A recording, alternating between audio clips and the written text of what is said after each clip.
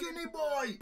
What is up, guys? Welcome to another video, and today we are here for a bit of a commentary because I want to talk about microtransactions. So as we know, around November there was a huge thing with the kind of Star Wars microtransactions and why it's a problem, and it was pay to win and stuff, and I kind of want to talk about my opinions because this has been an ongoing thing which I've talked about on the channel for ages. If you just Google StraightUpHippo microtransactions, you will see plenty of video about me talking about it, you know, why it's a problem in certain games. A lot of Forza videos complaining about DLC, but now it's not only Forza which is doing this. Some of your favorite games are implementing microtransactions when they don't need to. So I'm going to go down the list, and sometimes it's alright to use microtransactions, but with some kind of recent kind of things I found, I'm slowly getting more and more annoyed by the DLC practices and the microtransaction practices which are going on in the gaming community, industry, fuel. So let's go ahead and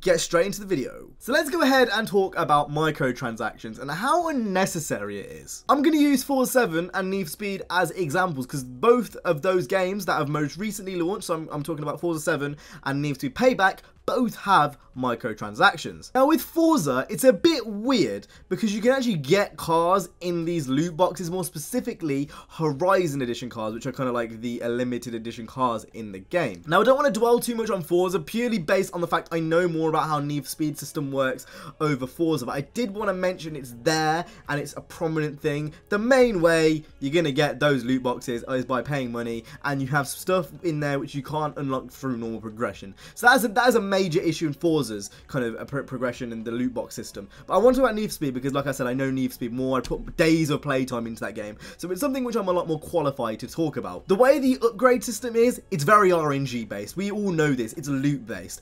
You're never guaranteed a part. If you think you're going to get a level 18 part, chances are sometimes it might not be the case. You might get a level 4 part even though all your other parts are level 18. So, you know, inherently, it's very kind of loot based, very kind of mobile game-esque. It's not premium. It's not what a premium game should be like. It feels like I am playing No Limits in that regard. So it's already random, and we have to keep that in mind with how I'm going forward. You can use part rolls to get targeted parts.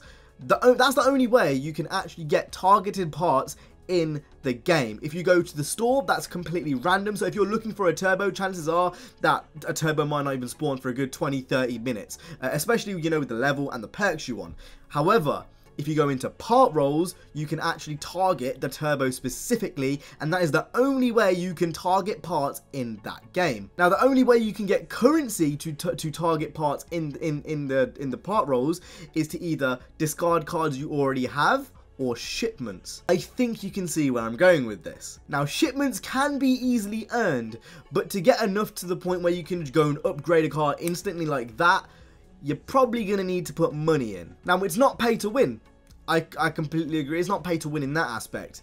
It's a loophole for what pay to win is. If I put £200 into the game, chances are I'm going to be able to just upgrade my cars like that. And we all know everyone has an issue with this upgrade system.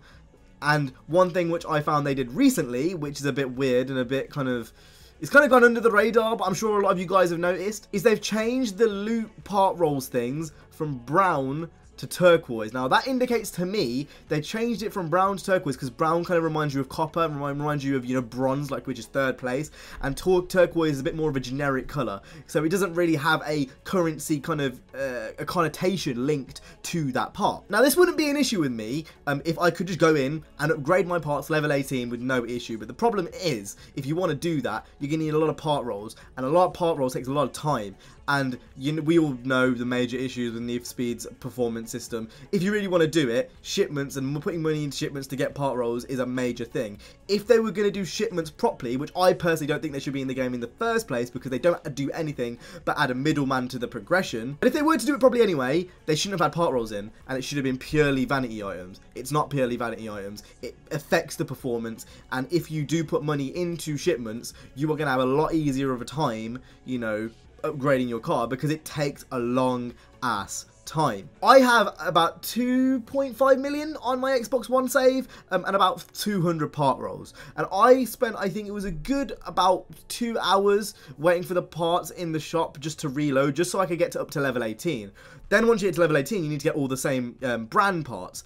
And I think that process took me probably around 5 hours. And keep in mind, all my parts haven't got the same brand. So just to get to my car to like level 18, you know, I'm not going to sit there and grind events, because that is, I've done the game, I've played the game, I've played events over and over again. I'm not going to play in a lower powered car for no reason. So that you know, 5 hours can be easily put down to around about, let's say, half an hour if you have the adequate part rolls, which are in Shipments. So you can see the issue with that. Regardless whether it was intentional or not, it doesn't matter. That is the fact of what the game is like. And this kind of this way that companies and game companies are methodically going around microtransactions to the point where it's literally inherited in the game is spreading. Need for Speed 2015 was a godsend for DLC. It was the perfect way. It was the way that companies should go forward and should lead DLC. I was ridiculously surprised that EA gave Ghost or whatever the opportunity to do this free DLC, you know, for months and months and months. And the fact that all of it was free and it was done off their own back, that is how DLC should be done. Either that or you have expansions which are paid. Speedcross is not an expansion. It's add-on. It's one mode with a few races.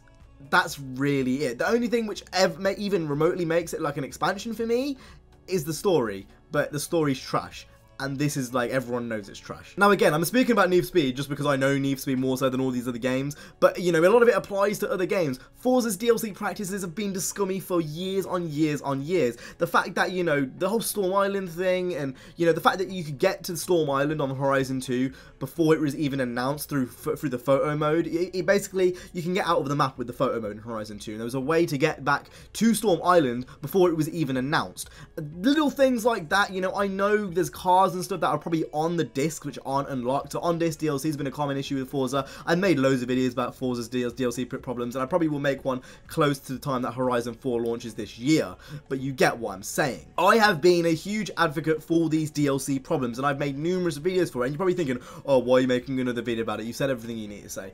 But it's kind of re-emphasizing that point. I've got a lot more followers now, and it's kind of making sure that everyone knows about this, and if you already knew about this, you know, there's more stuff to talk about because now more companies are doing it, and raising awareness is one of the things as YouTubers we should all be doing. We all know that Need for Speed Payback should not have this RNG system. It's something which has been implemented into mobile games for a reason. They're free to play, and you know, they need that kind of system. Now granted, like I said, you don't have to do this, but that is kind of a loophole for these companies to add microtransactions when they really have no place in the first place. Loot boxes, shipments, crates, whatever you want to call them, with Payback specifically, it's a middleman for no reason. If you want parts to have, you know, like an exclusivity to them, or if you want parts to, you know, feel more worth, give them challenges. If I want red neon, instead of putting them in a randomized box, why don't you make me complete 300 sprint races? Easy, that's a perfect example. I was watching a few videos about this the other day, and they kept bringing up the example from Halo 3. In Halo 3, there was a specific katana armor, and you had to do some ridiculous challenges to get this katana armor. But if you got that armor, you were the shit. I have suggested things like that from myself in videos for Ghost to do. The idea of having an M3 GTR Need for Speed edition car in this game, where so let's say you have to pay 1,000 hours of the game to unlock this car. Once you've played 1,000 hours, you then get the body kit, which is exclusive to that car. You get the original sound, you get, you know, all of that stuff, the original rims, the original, everything is completely original, and it's a Need for Speed car, but you can only get it by playing so much. That would add so much more worth than having it in a loot box, and I feel like maybe having it in a loot box is something that they would do, and that makes me feel sick. Limited time events like, you know, the RX-7 stuff is cool, but I mean, it's a bit unfair for those that either join late to the game, or those that aren't maybe on holiday and are away from their consoles for that long. Like, let's say someone's been away from this Christmas break and they've left their PlayStation at uni. You can't then go back and get that RX-7. So limited time events are cool, but there's definitely better ways to do it. Challenges and, you know, going around it that way is a much better way. Need for Speed specifically could do it, but again, we all know why all this has been done. Again, I just wanted to talk about this. It's been an ongoing thing on my channel for years now that I've talked about. Ever since I started doing racing games, DLCs just pissed me off, and the way it's been done has pissed me off. I will go out on a limb and say that Big Surf Island and Midnight Club's South Central DLCs or expansions are the best expansions for racing games I have ever played. Back in the day, GTA 4, Ballad of Gay Tony, the amount of content that was in that expansion would have been enough to be its own game, and in fact it was sold as its own game for a lesser price, and that is something that we don't get in the modern day. I get it, it's the modern landscape, but that doesn't mean I'm happy with it, and it doesn't mean I have to agree with the practices that are being taken.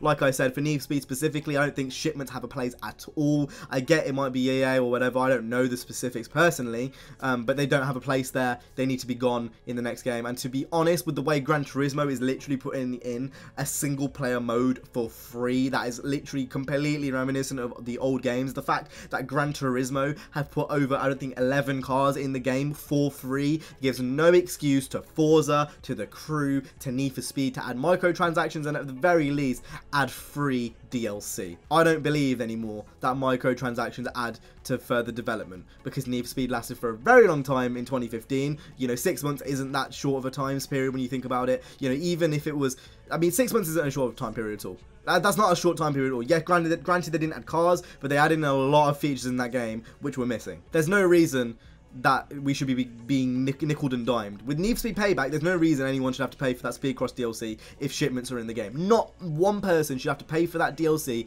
because there is shipments, microtransactions. That should not be you can't have microtransactions and paid DLC. It doesn't work that way. Something has to give. That is not consumer friendly. And if you do want to carry on doing that, then you've got to be, you know, anticipating this negative backlash which comes, because you can't have these two, like both of these forms of, you know, funding aren't going back into the game. Otherwise I wouldn't be clipping into the ceiling. And with a company like EA behind you, I don't get it. Maybe EA is the issue, I don't know. Again, I don't know the inner workings of Need for Speed. But it just feels a bit weird to me that you've got microtransactions and paid DLC on both sides. I don't know, that's just a weird thing to me. Anyway, I don't want to ramble on for too much longer. I talked about everything I need to talk about. Microtransactions is awful, loot boxes are awful, RNG is awful. DLC can be good, but recently I can't think of one good DLC I have bought in the recent future. To be honest, I'd go as far as saying the Wild Run is the last memorable one I've bought. The Wild Run was truly, it made the Crew a different game for me. Completely different game, and more companies need to do that really, because at the moment it's just a bit shit. Anyway, with that being said, let me know your opinions about this in the comment section down below. I'll be keeping an eye on them, you know, when the video goes live, so go and make sure you go ahead and leave a comment section in down below. Anyway, I'll see you guys in the next one. You guys have been awesome, stay safe, and peace.